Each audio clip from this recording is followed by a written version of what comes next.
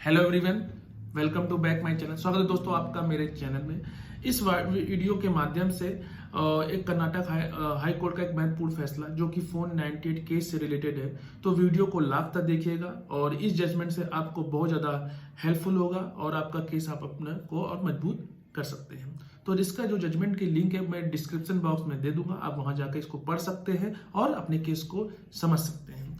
तो इस जजमेंट में क्या कहा गया? इस जजमेंट में ये था कि जो पत्नी थी अपने पति और उसके परिवार आरोप पे झूठा आरोप लगाती है, फोन 98 का केस करती है और ये आरोप लगाती है कि उसके जो परिवार वाले हैं यानी कि पति और उसके परिवार वाले उसको शारीरिक और मानसिक रूप से प्रताड़ित करते हैं। यानी कि शादी के कुछ महीने बाद उसके पति उसके परिवार वाले दहेज की मांग करते हैं और जब पत्नी अपने मायके से लौटती है यानी प्रेगनेंसी के दौरान जब वो मायके से लौटती है तो उसके जो देवर है वो उसके साथ साड़ी खींचकर सील भंग करने जैसे यौन जैसे उन पर गंभीर आरोप लगाती है। साथ ही साथ जो यह इससे पहले वह पत्नी जो है का जो केस चला था वो सेक्शन 9 पे भी निचली अदालत में चल रहा होता है, जहां पे बड़े बुजुर्गों के सुलह समझौता के बाद इन दोनों के बीच में जो विवाद हो रहा होता है वो सब खत्म हो जाता है और पत्नी ऑलरेडी मेंटेनेंस का भी केस दाखिल कर रही होती है।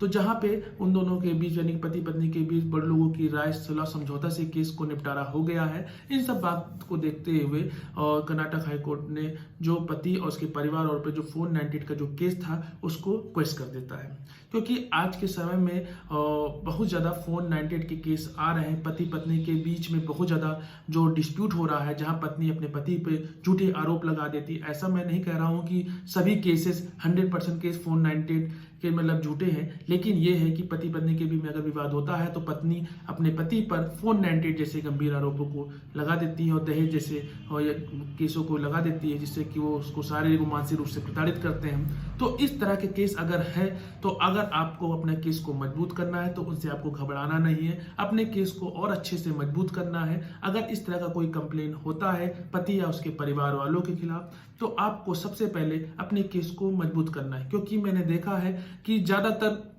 अगर ऐसा कोई कंप्लेन होता है पति और उसके परिवार वालों पे तो वो लोग नोटिस नहीं रिसीव करते हैं, जिससे कि उनकी समस्या और बढ़ती जाती है और उनका केस और कमजोर होता जाता है। तो अगर इस तरह का कोई केस होता है तो पति को और उसके परिवार वालों को सबसे पहले उस केस को अच्छे से तैयार करना रहता है, अपने एविडेंस कलेक्ट करना रहता है, जिससे कि वह न्यायालय के समक्ष अपने केसों को और अच्छे से पेश कर सके। क्योंकि अगर आप अपने केस को अच्छे से पेश नहीं कर पाते तो आप बेगुनाह अगर होते हुए भी आपको उसमें सजा मिल जाती है। तो इस तरह के अगर केस है तो आपको अपने केस को और अच्छे से मजबूत करना है। इस जजमेंट के माध्यम से अगर आपको कोई भी दिक्कत है तो आप दिए गए कमेंट बॉक्स में हमसे जरूर पूछ सकते हैं, क्योंकि आज के समय में बहुत ज्यादा लोगों को दिक्कत आ रही है, अपने केस को अच्छा समझ नहीं पा रहे, अपने केस को मजबूत नहीं बना पा रहे। क्योंकि अगर पति अपने केस को अच्छे से तैयार करता है, अच्छे एविडेंस कलेक्ट करता है और तो पति अपने केस को मजबूत बनाने के बाद अपना केस जीत जाता है। और जहां पत्नी अगर अपना इस जजमेंट में जहां पत्नी अपने केस को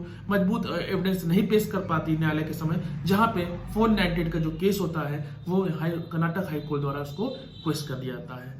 तो अगर आपके मन में इस तरह का कोई भी सुझाव है या आपके मन में कोई भी डाउट है तो दिए गए कमेंट बॉक्स में आप हमसे पूछ सकते हैं। और इस जजमेंट से रिलेटेड अगर आपको कुछ जानना है तो दिए गए कमेंट बॉक्स में हमसे जरूर पूछिएगा या दिए गए हमारे व्हाट्सएप नंबर में। और दूसरी चीज, अगर टेलीग्राम में हमसे पूछना होता है तो हमारे टेलीग्राम में भी ज्वाइन कर लीजिएगा।